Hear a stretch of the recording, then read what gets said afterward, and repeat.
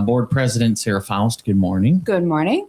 Thank you for joining us. Thank you for having us. Yeah, you bet. I always kind of run through that. Sorry, I just want to, we're very appreciative of being here. So I want to make sure we know. So you brought a guest with you today. Yes. Is it Agency of the Month? Yes, that is. Yes. So Spectrum Matters is technically our March Agency of the Month, but we're getting her in here in April, which sounds like it works out perfect because of Autism Awareness Month. But So we're excited to have Spectrum Matters here with us and to learn more about what they do. Yeah. So you brought Darcy Rohde. Yep. Did I say that right? Okay. You did. Yep. So you're the owner operator of Spectrum Matters? That is correct. Yep. Okay. Awesome. So you said off air that April is Autism Awareness Month? Yes, it is. Yep. Okay. Well, tell us a little bit about Spectrum Matters. What is that? Spectrum Matters was founded back in 2019, actually in the basement of my house. My son has autism, and back in that time, we were advocating against the state, against other insurance companies, to provide coverage for what's called applied behavior analysis therapy. And we only had one choice at that time, so we were commuting back and forth to Brookings, and then that's kind of where the name Spectrum Matters came from. Was I felt like kids on the spectrum, voices weren't being heard, and I felt like they mattered too. So yeah. So what is it that you do then? Do you provide like classroom? Do you provide assistance? Do you advocate? What do you kind of do? Yeah, we do what's called applied behavior analysis therapy, or it stands for ABA therapy. And each staff member that I have works one-on-one with each kiddo. And in a nutshell, what ABA does is work on decreasing like challenging or unwanted type behaviors and increase and replace it with more functional ones, such as like communication, daily living skills, things like that. Oh, okay. Yeah. So would this be like in partnership with schooling, if you will? Yeah. And then the goal, we want all our kiddos to transition back into the school districts and to be as independent as possible without like a parent, things like that. We work with a lot of the small schools around Watertown area. Yep. Okay. So you kind of work with the parents and the school district to kind of maybe put a plan together? Depending on it kind of depends on the situation. Each kiddo on the spectrum is completely different. So it kind of just depends on each individual needs as well too. Yep. Sure. Okay. So how early would you start with a family sometimes? A lot of times I say earlier the diagnosis and treatment, the better, because that's when your brain is the most malleable and like most ready to learn. The earliest I've ever serviced the kiddo was 18 months. Oh, really? Yep. Okay. And so what does that kind of look like? Because I guess every individual is different, so that it can be different. But what does that kind of look like? What does your place look like? So yeah, each room has it's an individualized like therapy room. So some kids share rooms with other kiddos, and then some other kids really can't share a room just because their behaviors are so challenging. So once again, it kind of just depends on each kiddo and their skills and the deficits that we're trying to bridge the gap, essentially. Mm-hmm. And so I've heard of sensory rooms or some of that. Is that kind of involved in these? Yep. We have 2 different types of sensory rooms as well too. And then we have a room that's like a classroom setup too. So then like all those younger kids come in there and we work on getting them ready for school as well too. Doing like those calendar skills and circle time and peer play, things like that. Okay. So now are there things that you find since you've been doing that? How long have you been in business or been around doing this? I've been doing ABA therapy since I was 15. So over 15 years now. So half my life. Oh, wow. Yep. Okay. And how long has Spectrum Matters been around? Since 2019. So 7 years. 2019. Yeah. Okay. Awesome. So what are some things maybe when you are, I don't know, when you're in public, maybe are there some common questions that folks do ask you, or maybe concerns they're not quite sure? I think I still get a lot of questions in this area, especially like what is autism?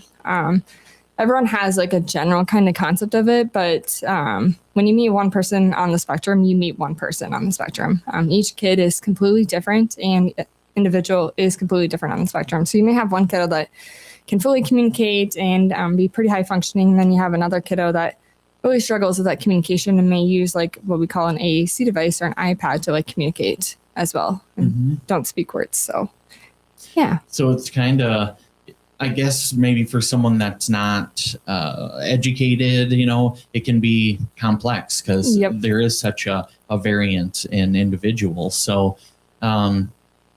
so that can create a stigma too, maybe. Yep. You find that? I do find that, especially with being a parent with the child on the spectrum too. I feel like he's in the intermediate school. So now like other kids are starting to notice that he is different, and just that type of stuff can really hinder his ability to make friends too. Yep. Mm-hmm.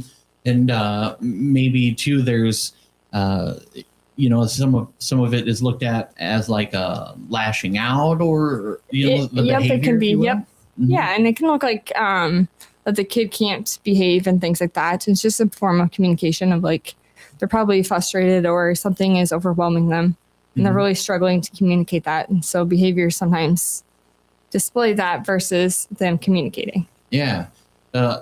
Some of the things I've learned recently, like, so correct me if I'm wrong, but like when you see like overstimulation or stimulation, is that kind of part of...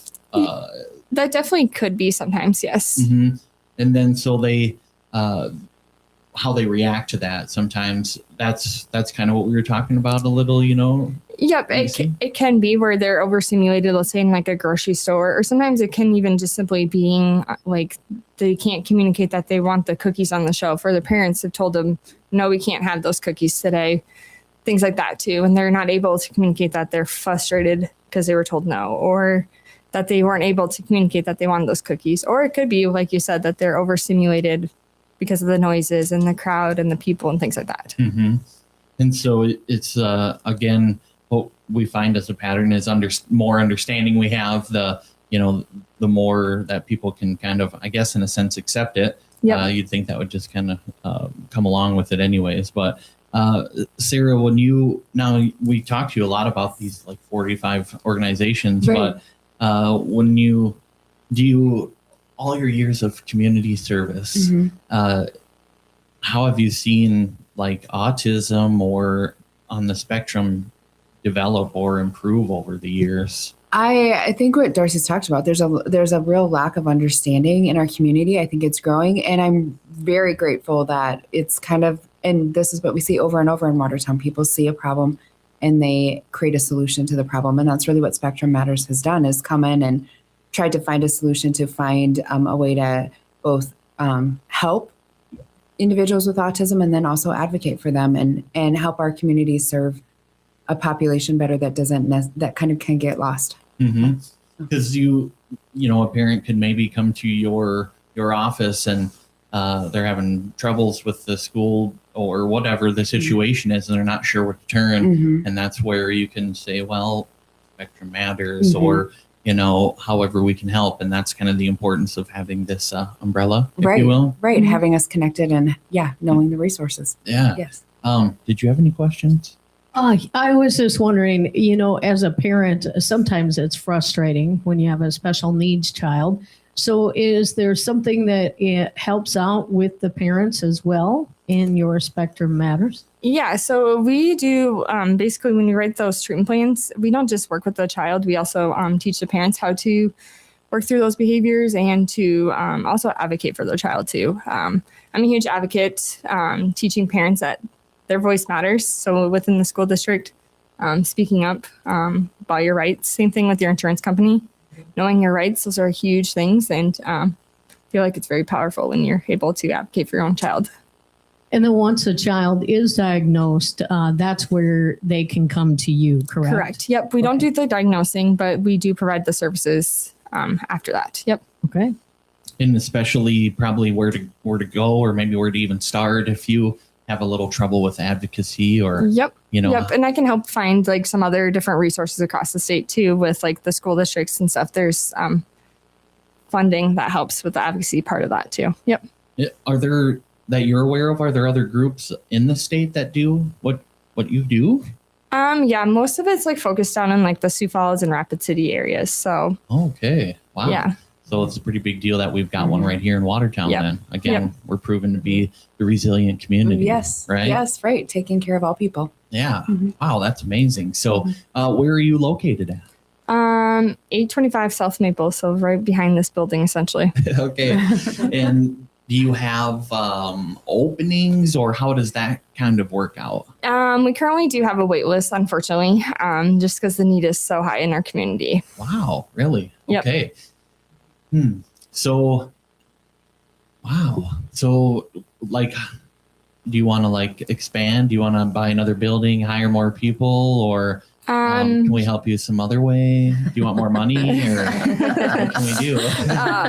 Yeah, we're in the process of trying to expand, but the hardest part is finding what's called BCBAs, or Board Certified Behavior Analysts. Those are the people that have the master's level certifications that write like your treatment plans and oversee things. So I think we only have like 160 or 170 across our whole state right now. So like we are kind of growing them in-house. We have a few of them that are just starting their master's program this fall to help with that. Oh, Yeah, really? so- Wow. Well, Yeah. that's Career opportunities. okay. Yes. Yep.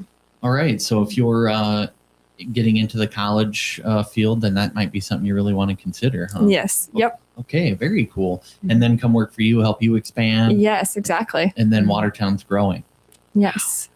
Do you have some events that are coming up, or anything for awareness that folks that might be interested could find out, or maybe they just contact you? They can just contact us at this point in time.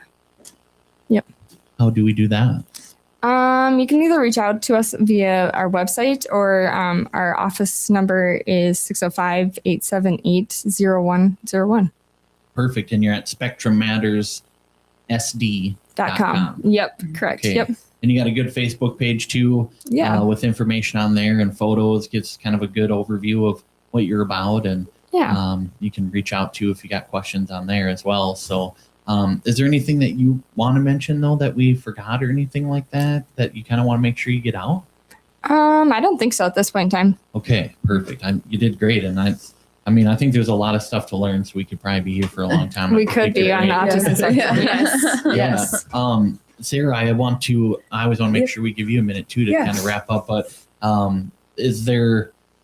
what can you say about Spectrum Matters? I don't know. Yeah, This is- I'm learning right alongside you. So it's great to hear all of the things that they do. And again, we're very fortunate to have this resource in our community. Like Darcy said, it's always Sioux Falls and Rapid City. They're the population centers, and so they have all of the resources. So when we have unique services like this in our community, we want to highlight them and really promote them and the good work that they're doing. So Yeah. thank you. Yeah. Thank you. And yeah, I think it shows then that with a waiting list, that our community still is in need of even more of that. Mhm. So what you do is even more important, Yeah. and what you do is more important. So we need those youngins to go to Right. college and Yes, we help do. us out. So Yes, we do. Yes.